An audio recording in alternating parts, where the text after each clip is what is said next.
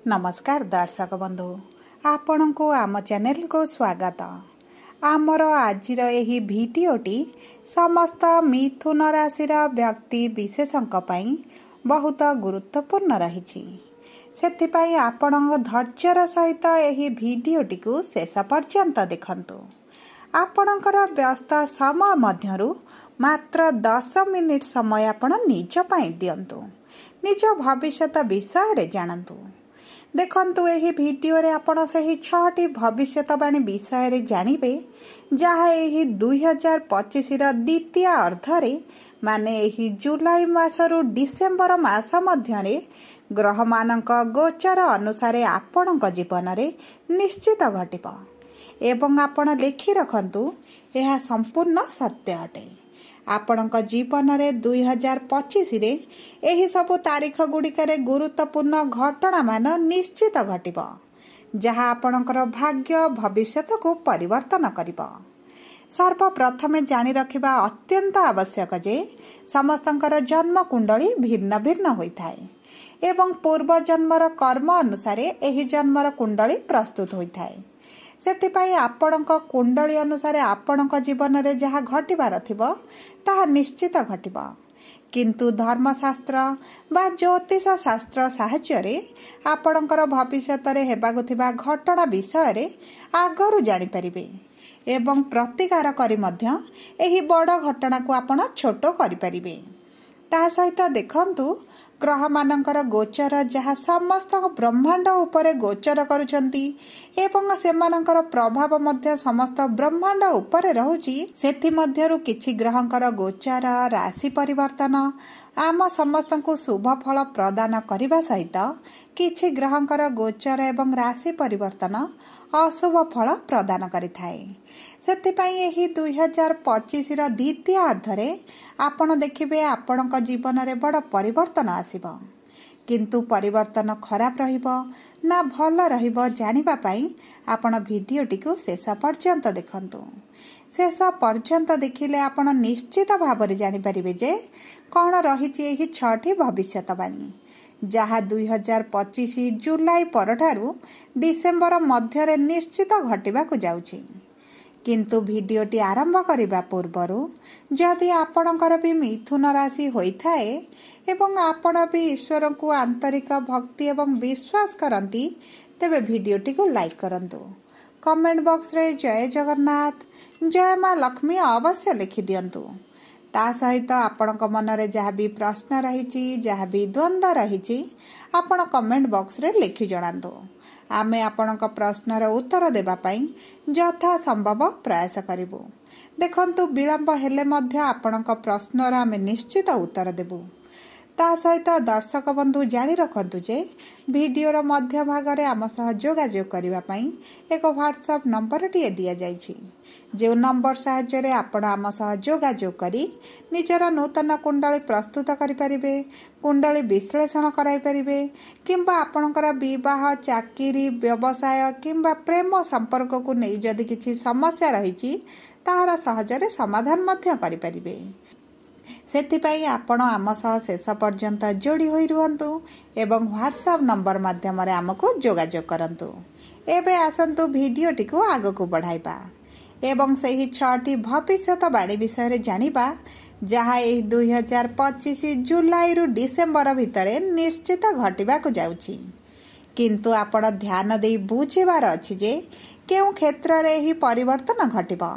आपणकर शिक्षा ना कैरियर ना प्रेम संपर्क ना पारिवारिक संपर्क ना वैवाहिक संपर्क ना आपणक स्वास्थ्य रे।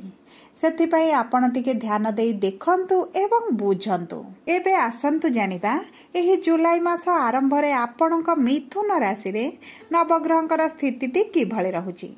देखंतु प्रथम गृह रे सूर्य एवं गुरु, द्वितीय गृह रे बुध, तृतीय गृह रे मंगल एवं केतु, नवम गृह रे राहु, दशम गृह रे शनि एवं द्वादश गृह रे शुक्र विराजमान करिसंती जहा फल रे सेही गृह गुडी को अधिक प्रभावित करिवे।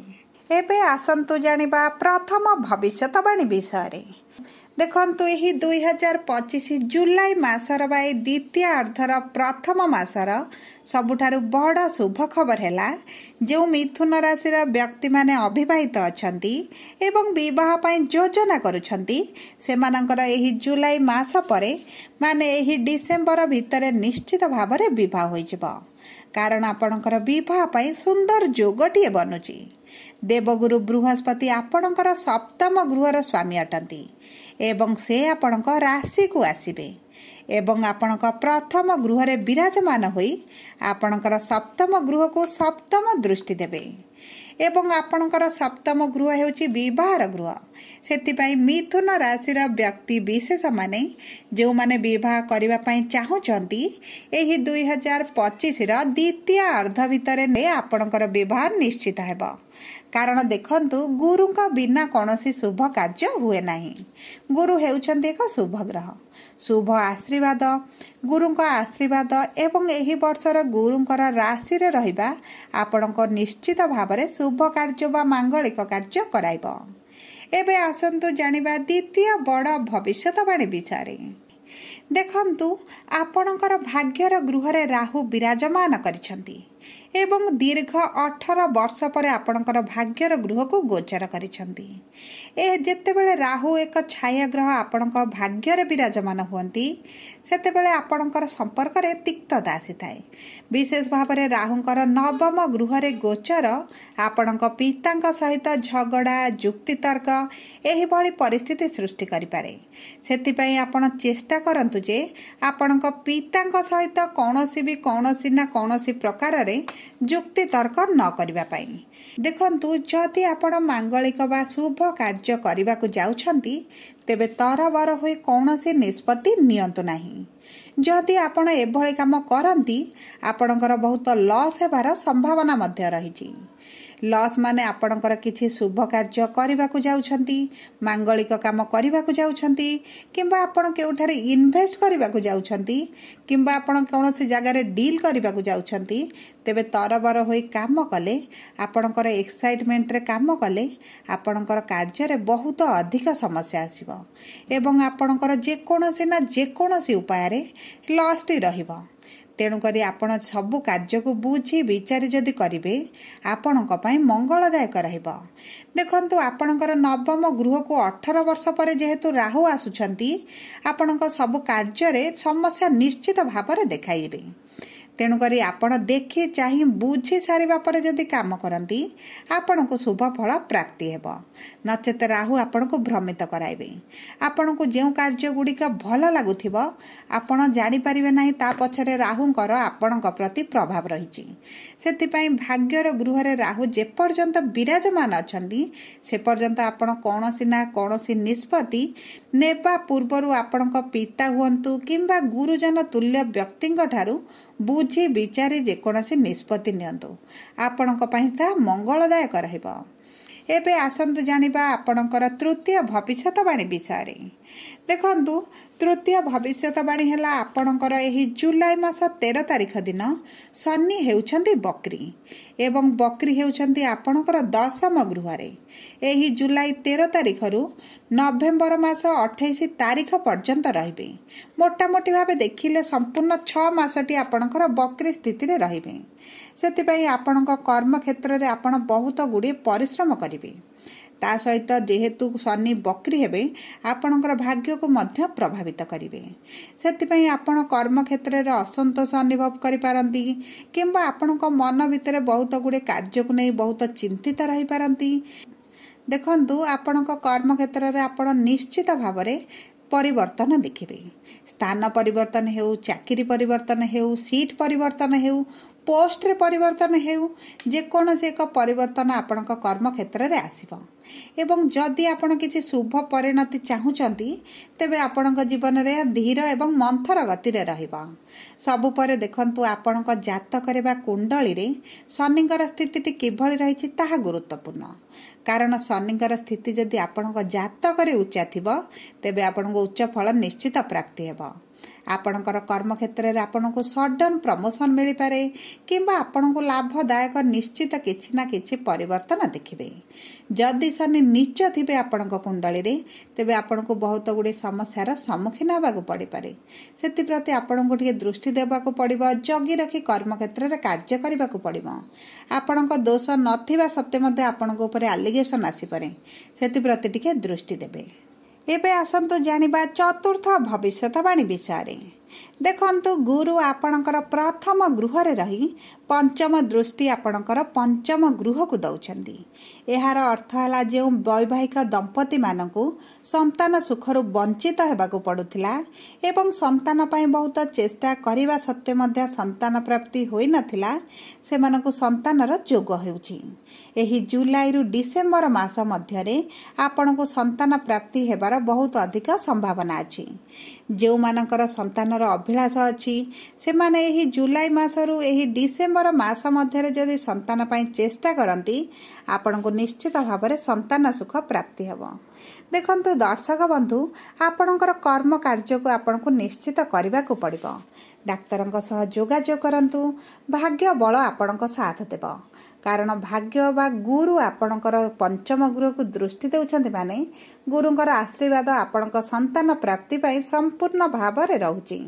तेणुकरी आपण एही शुभ पदक्षेप नियंतु, डाक्तर सह जोगाजोग करंतु, आपण निश्चित भाव में संतान प्राप्ति करिवे। आसंतु एबे जानिबा पंचम भविष्यवाणी विषय।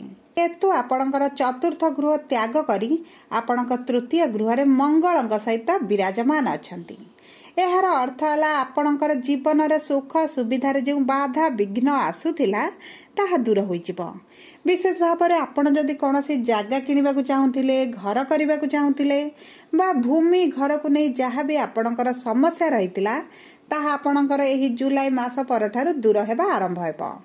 आपणकर जो काम फसिक रहितिला ताहा मध्य होई जिवो। आपण एही जुलाई मास परे गाड़ी भूमि किंबा जागा किंबा कोनोसी लुहा जातीय जिनिस क्रय करि पारंती। देखंतु केतु आपणकर चतुर्थ गृह रे विराजमान होई आपणकर एही सुख सुविधा भोग विलास मन बांछा उपरे अधिक प्रभाव पकाउथिले एवं तृतीय गृह रे केतु विराजमान करी आपण को शुभ फल प्रदान करिवे। कारण त्रिकोण रे केतुंकर प्रभाव उच्च होइथाय। ता सहित केतु मध्य तृतीय गृह को गोचर करिवा क्षणी आपणक मां को स्वास्थ्य रे आपण परिवर्तन देखुथिबे। आपणक मां को स्वास्थ्य रे उन्नति आसुथिबो, जहा कि आपणकर एही द्वितीय अर्धटी प्रथम अर्ध अपेक्षा निश्चित भाव में भल रहिबो, शुभदायक रहिबो। एबे आसंतु जानिबा षष्ठ भविष्यवाणी विषय। देखंतु शुक्र आपणकर द्वादश गृह रे उच्च स्थिति रे विराजमान करिसंती। यार अर्थ हेउची आपणक मिथुन राशि रे विपरीत राजयोग तैयारी करुछंती। कारण आपणक पंचम गृहर स्वामी होई आपणकर द्वादश गृह रे विराजमान करिसंती। यार अर्थ है आपण देखिबे उच्च शिक्षा पाई विदेश जाई पारंती किंबा आपण चाकरी पाई हेउ जेकोनोसी कारण रो हेउ आपण जदि विदेश जीवाकु चाहुतिले आपणक पाई रास्ता प्रशस्त होई जिवो। आपण विदेश रे चाकरी करि परिबे, विदेश रे पाठ पढ़िबा को जाई परिबे किंबा जदि आपण विदेश रे आगरो पूर्वरु सेटलमेंट अछंती तेबे आपणक विदेश रे जदि कारोबार किछि करूछंती आपण सेथिरे सफलता पाइबे। कारण एही द्वितीय अर्धटी आपणक प्रथम अर्ध अपेक्षा आपणको बहुत अधिक लाभ प्रदान करिवो। आपणकर आर्थिक स्थिति रे बड़ परिवर्तन आनिबे। सबु परे देखंतु जदि आपणकर मिथुन राशि होइथाय तेबे आपण प्रतिदिन गणेशंकर पूजा अर्चना करंतु। बुधवार दिन आपण प्रभु बुधंकर बीज मंत्र निश्चित भाव में जप करंतु। पक्षी मानकु किछि खाद्य एवं पानीय दियंतु। सबुठारु महत्वपूर्ण हला आपण शनि देवंकर बीज मंत्र जप करंतु। आपण को शुभ फल प्रदान करिवे। जदि आपणकर मिथुन राशि होइथाय वीडियोटी किभଳି लागला कमेंट बॉक्स रे लिखि जणांतु। जदि आपणक प्रिय जनकर मिथुन राशि होइथाय तबे वीडियोटी तांका सह शेयर करंतु। जदि प्रथम थर आम चैनल को आसुचंती चैनल टी को सब्सक्राइब करंतु। आपणकर